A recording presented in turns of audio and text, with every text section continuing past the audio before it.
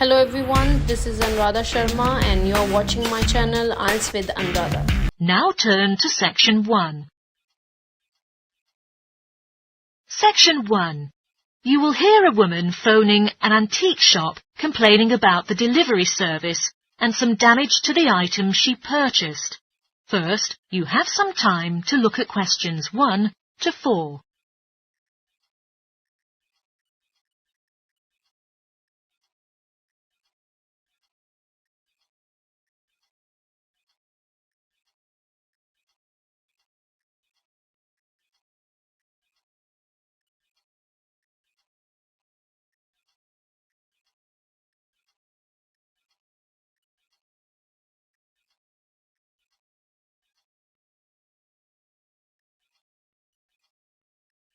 You will see that there is an example which has been done for you. On this occasion only, the conversation relating to this will be played first. Hello, this is the Complaints Centre of the Service Department at Clifton Antiques. Before we start, I'll just need to take more details from you, okay? Sure, no problem. Well, could you please tell me your full name, madam? It is Anna Lumley. That's Anna, Lumley. The caller's name is Anna Lumley, so Anna Lumley has been written in the space. Now we shall begin. You should answer the questions as you listen, because you will not hear the recording a second time. Listen carefully and answer questions 1 to 4. Hello, this is the Complaints Centre of the Service Department at Clifton Antiques. Before we start, I'll just need to take more details from you, okay? Sure, no problem. Well, could you please tell me your full name, madam? It is Anna Lumley. That's Anna, Lumley. All right, Lumley. Not exactly. The fourth letter is L, not O. Oh, sorry. Let me rewrite it. And may I have your contact number that we can use to reach you during the week? Sure. My mobile phone number is 077 876345. Great. Now what can I do for you today, Anna? I placed an order for a large quantity of items with you last week, on the 20th of February, and had been expecting them to arrive at the office in a week. However, only half of the shipment has been delivered. I would just like to ensure that they haven't gone missing in transit. All right, madam. It's a pity we have caused this inconvenience to you. I'll look for the parcel track record and see if I can give you a date when you should receive the rest of your order. What was your delivery address listed? I made the arrangements for the parcel to be conveyed from your warehouse on Ardale Road to my office address at 235 Arkandale Road. Sorry, could you say it again, the address? 235 Arkandale Road, Akendale. In East Sea? Yes, sir.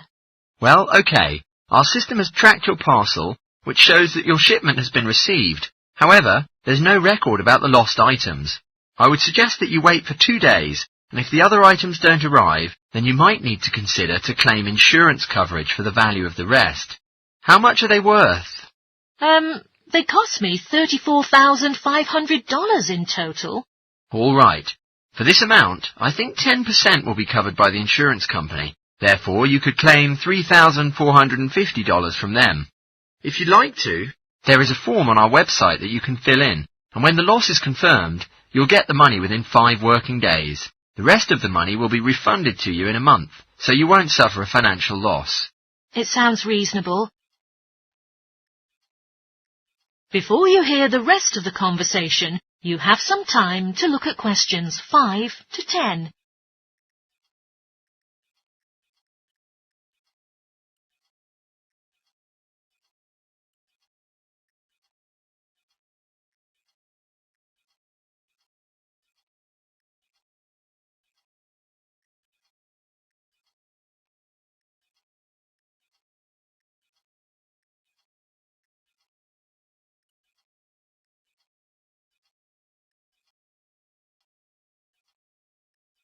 Now listen and answer questions 5 to 10.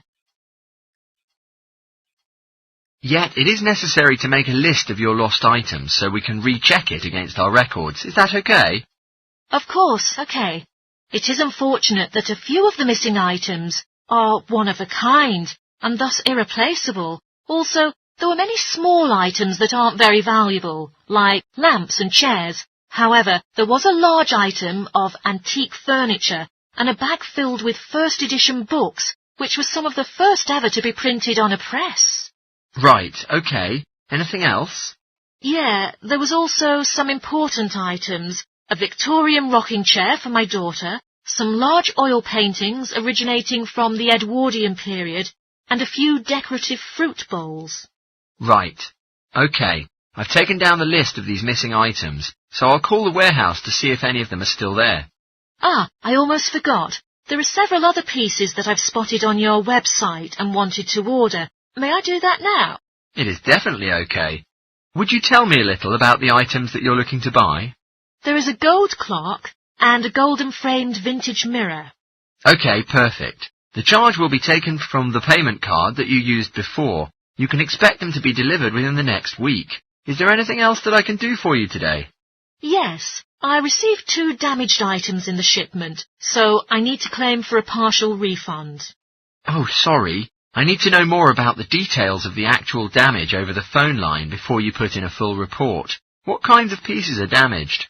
A drawer is missing from the antique mahogany desk, and I also spotted a dent on one of the corners, so it's basically unusable. I see. Do you know how much it will cost to repair it?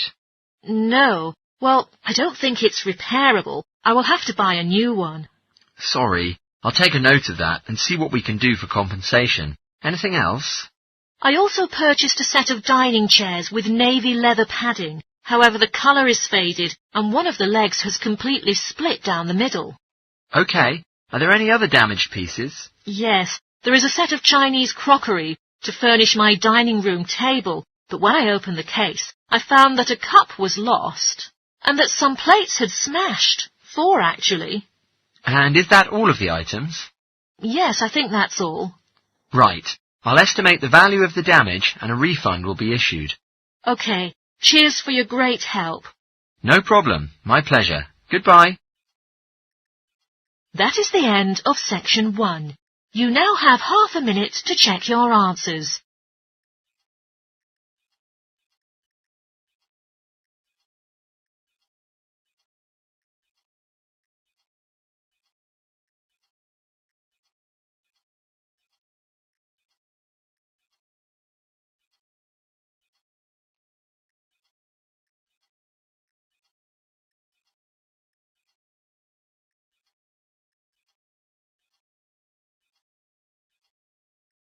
Now turn to section 2. Section 2. You will hear part of a broadcast for tourists about the popular holiday region called the Trelloa Valley. First, you have some time to look at questions 11 to 14.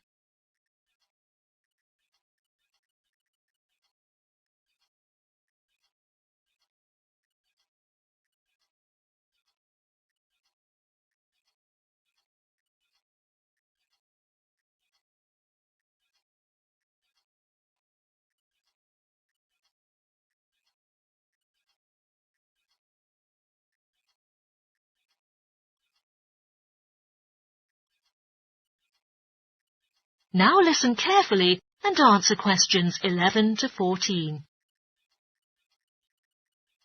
An unspoiled, splendid scenery takes its shape in the valley and estuary of the River Trelloa, abundant with wildlife, as well as views of historic interest. There are lots of channels to explore the area with the wonderful public transport networks. With just short walks in between spots, it is possible for you to leave the car behind and travel by boat, train or bus. There is the Trelloa Valley passenger ferry running between villages, alongside the river estuary, and serves as a link with the train station at Barry, from which it takes only a 10-minute walk from the riverside village of Carlton. In the past, the main transport way in the area was the river, and as in the past, the ferry timetable varied from day to day according to the time and height of the tide. The ferry is also seasonal, usually running its business during the period between April and September, depending on the weather. Visiting our website, www.treloarferry.co.uk, it's convenient to download the timetable. If you would like to relax and enjoy the wonderful scenery, just take a river cruise to Carlton and back from the nearby city of Plymouth. Visitors were carried along the same route by steamships in the past. Queen Victoria and her family also enjoyed such a trip in 1856. Today, it takes you a few hours to do the journey. The round trip only lasts for 4 to 5 hours, varying in terms of the tides and weather. You can travel upriver by boat and return to Plymouth by train if you prefer. There will be wheelchair access on all the cruise boats and trains. For more information and departure times, please ring Plymouth Boat Cruise on 01752 823 104. Trains travel between Carlton and Plymouth many times a day with different stations in between throughout the year. Local commuters as well as visitors who fancy the lovely scenery prefer to use the service. The highlight of the journey is going across the river on the amazing viaduct, which was constructed in the early period of the 20th century, and it towers 120 feet over the water. Tickets can be directly bought on the train, so it is unnecessary to book ahead. You can reach National Rail inquiries by phone or online for more details about fares and timetables. The bus service is now linking all train stations and villages in the zone, especially for holidaymakers. There is a Rover ticket, including unlimited journeys, which can be used on weekends and national holidays. The Rover ticket offers great value for money and is now even cheaper than it was last year. For adults, a ticket costs £5.50 per day. For senior citizens, the cost is £4.50, and a family ticket for up to 5 people only costs £12. You can purchase tickets on the bus. Before you hear the rest of the talk, you have some time to look at questions 15 to 20.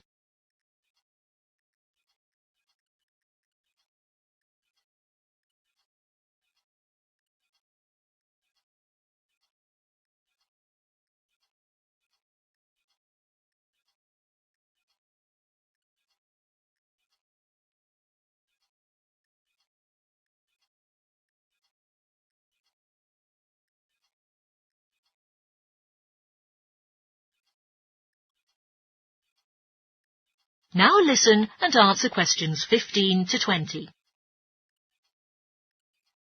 At the centre of the Treloar estuary area is the historic riverside village of Carlton. The main road comes into the village from the south, and for those who are riding by bus, it turns left just before the bridge and stops in the lay-by on the left-hand side. From there, it's just a short walk to Carlton's various attractions. If you're arriving by car, you have to leave it in the main car park. Go over the bridge, take the first turning on the right, then go on until you come to the end of that road. It's the only place to park in Carlton, but there's no charge. If you're interested in local history, there's a museum in Carlton with farming, fishing and household implements from the late 19th century. As you come in from the south, cross the river and go straight on the same road until you reach the end.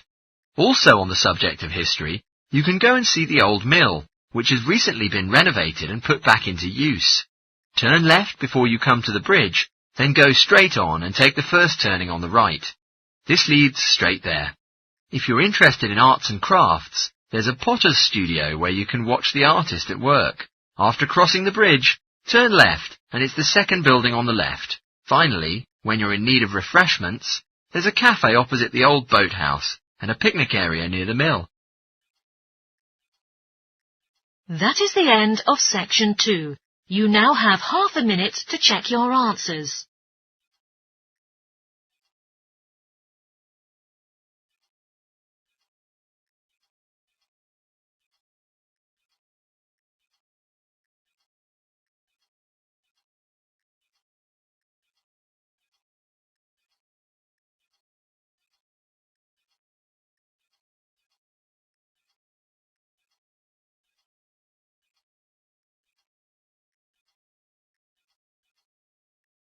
Now turn to section 3. Section 3. You will hear 2 students who are taking a research methodology course, a girl called Lila and a boy called Jake, having a seminar with their tutor. First, you have some time to look at questions 21 to 24.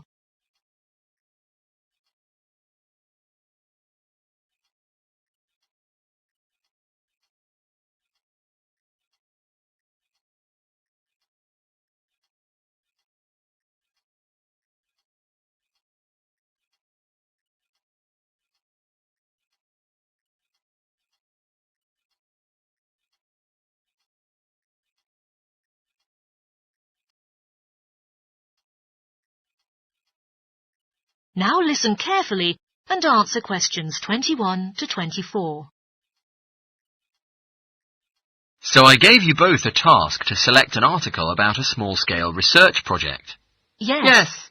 And I required you to have a trial to replicate the procedures of the research in your own context. I mean, try it out yourself. Yeah, and we've done that. Nice. In this way, I want you to tell me a little bit about the article and explain why it started applying crosswords to assist the students to review the exam terminologies. All right. The article was written by 2 university professors who had initially used crosswords to help the students revise the terminology for exams. And the crosswords were designed and installed on computers. And we selected the article because, though we weren't familiar with the technique, it seems an accessible topic. You know, using IT to design crosswords for higher education. That's a good reason. So both of the professors would like to see how well this innovation was received by their students. Yes. So what has been going on with your reproducing the research? Well, we collected a series of some terms from our own modules and put them in a list. Then we designed a crossword to revise them. Then we invited some of our classmates to try out our crossword and then ask for some feedback from them, you know, like their feelings, views, as well as some suggestions about using this technique. Did you find it easy to have people participate in it? Not really. First, you know, it was actually hard, but later when we convinced them by talking about the actual benefit that they will get from participating in this research on preparing for an exam which is coming up later this semester. It functioned. Great. So how did you get the feedback from the students that tells you their thought about the crosswords? By a questionnaire. There were 2 pages in the original questionnaire, and it included lots of X-linked questions. But the whole section about difficulties using IT is now out of date. Even the questionnaire had just been finished a few years ago. So, have you done a shorter version? Sure, and then we emailed it to 40 students and received 28 replies. I was disappointed by the fact, but this was a relatively good result. I mean, the responses we got from them were well written. You know, people did take a lot of care with them, but I was still taken aback with the low numbers. Yes, for an apprentice researcher, it's an important lesson to learn. Yeah. Before you hear the rest of the talk, you have some time to look at questions 25 to 30.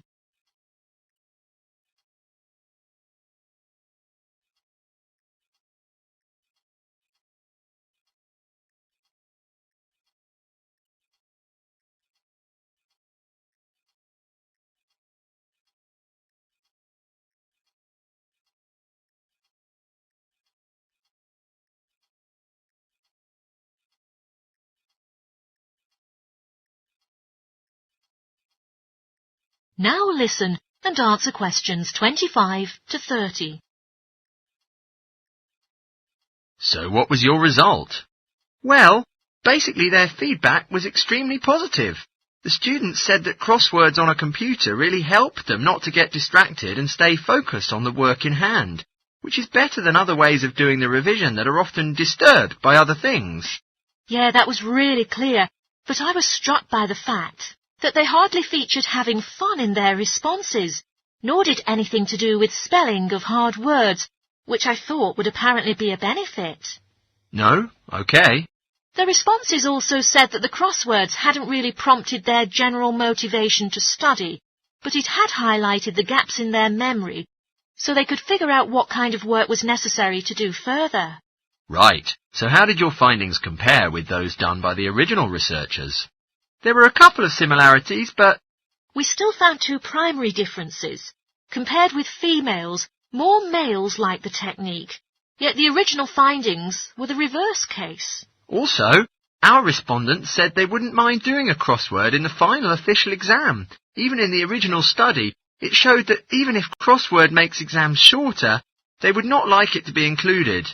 But for informal purposes, of course, both sets of respondents said doing more crosswords would be of great interest to them, like revision and so on.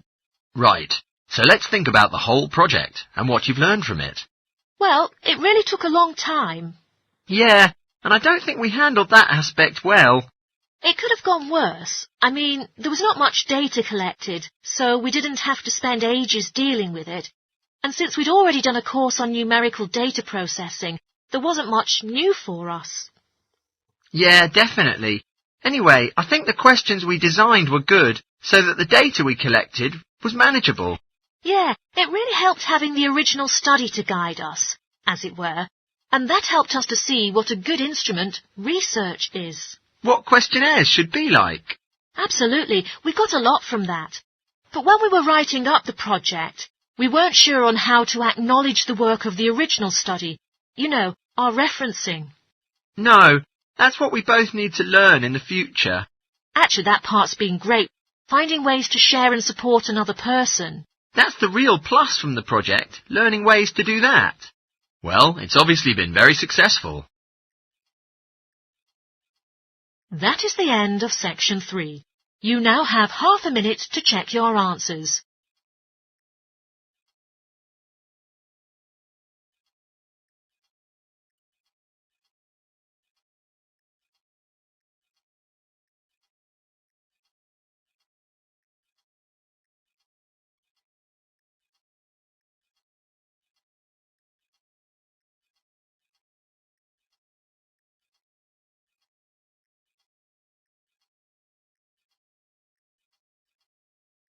Now turn to section 4.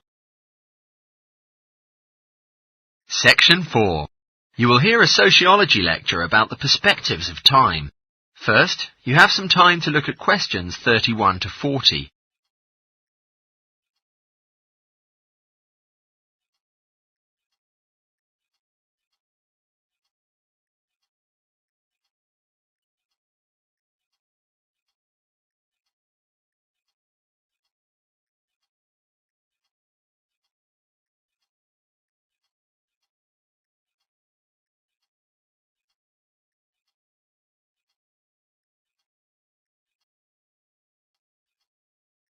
Now listen carefully and answer questions 31 to 40. Today, I would like to share something with you about time. Particularly, I'll be looking at the way we think about time and how these perspectives of time structure our life. Social psychologists have pointed out that there are 6 ways of thinking about time, which they regard as personal time zones. The first 2 types of time zones are based in the past. Past positive thinkers usually spend a major part of their time looking back to the past, which means they're in a state of nostalgia, where they fancy remembering moments of happiness, such as birthdays, marriages, and important times of success in their lives. They are those who have the habit of keeping family records, books, and photo albums. The kinds of people living in a past negative time zone are also absorbed by earlier times, but they concentrate on all the negative sides of a life picture, such as regrets, failures, or poor decisions. They spend plenty of time imagining what life could have been. Then, it is those who live in the present. Present hedonists live their life in pleasure and immediate sensation. Their life motto should be having a good time and avoiding painful experiences. Present fatalists live in the present as well. However, they think this moment is the product of circumstances entirely beyond their control, that it is more a fate. Whether it's poverty, religion, or society itself, something prohibits fatalists from thinking that they do perform a role in changing their life outcomes. Life is simply what it is. How about the future time zone? People who are sorted into the future active group are those who make plans and go for their plans. They don't play, but work and resist temptation. They make decisions in terms of potential consequences rather than experience itself. The other type of future-oriented perspective is future fatalistic. This group of people holds a belief that there will be a certainty of life after death, and a certain kind of judgment day when they will be assessed on how virtuously they have led their life and what achievements they have made in their lives. Okay, so much for all the types. You now may ask, in what ways are our lives influenced by these time zones? Well, let's start at the beginning. When we were born, no exceptions, everyone was a present hedonist. All the initial needs and demands, like being warm, secure, fed and watered, were all from that time. But formal education changes the way we think. Each one of us is taught not to focus only on the moment and start to make estimates about the future. But you might be surprised, every 9 seconds a child drops out of school in the US. Most interestingly, there's much more boys dropping out than girls doing so.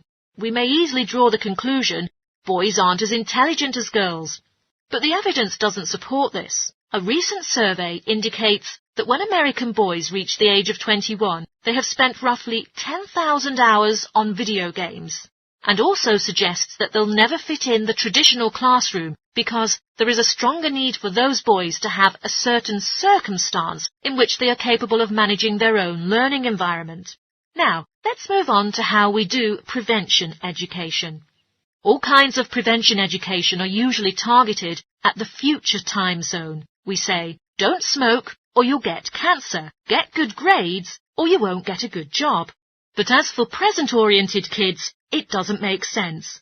Though they do know the potentially detrimental consequences of their actions, they insist on how they behave because they're not living for the future. They are in the present right now. Logics won't be helping, and it's no use reminding them of potential fallout from their decisions or previous judgment errors. We have to get in their minds just as they're about to make a choice. How we value and use our time is greatly influenced by the time perspectives we have.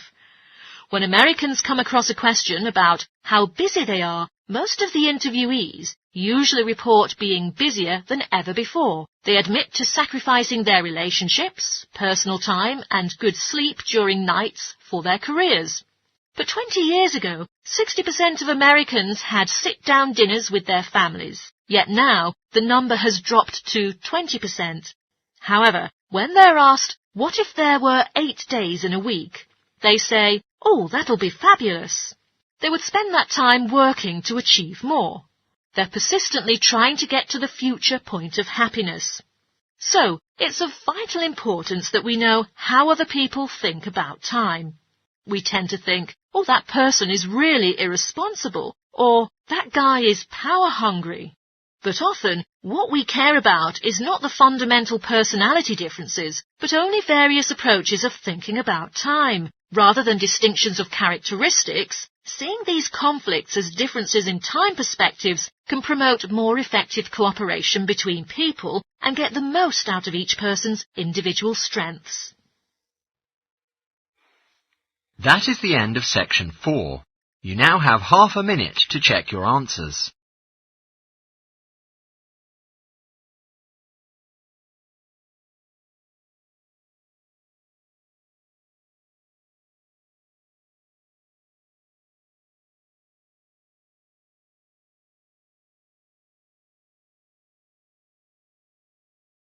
Thank you for watching and stay tuned for more videos.